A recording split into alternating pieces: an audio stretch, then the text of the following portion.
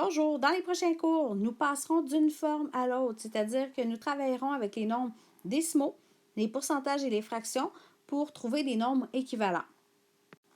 Par exemple, 0,5, soit 5 dixièmes, est égal à 50%, est égal à une demi.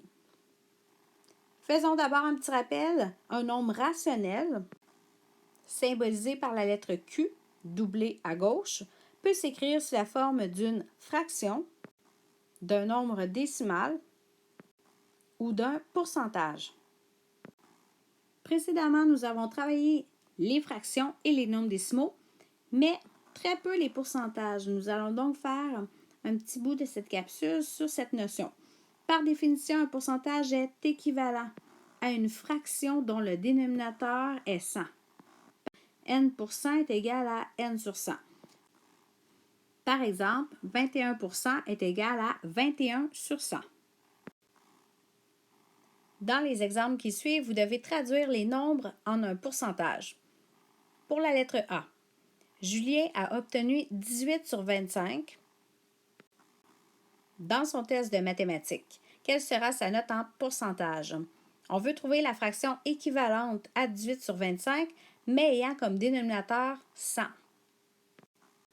Quand on regarde nos dénominateurs, on remarque qu'on a multiplié par 4.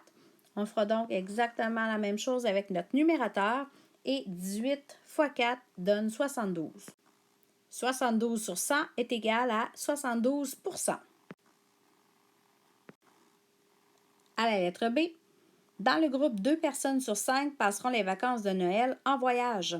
Quel pourcentage des personnes du groupe restera au Québec? Si d'abord nous traduisons 2 sur 5, on l'écrit en fraction. Maintenant, transformons cette fraction en un pourcentage, ce qui donne 40%.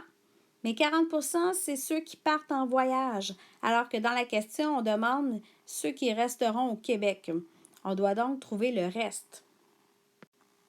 En effectuant 100% moins 40%, ce qui permet d'obtenir 60%, qui est notre réponse finale.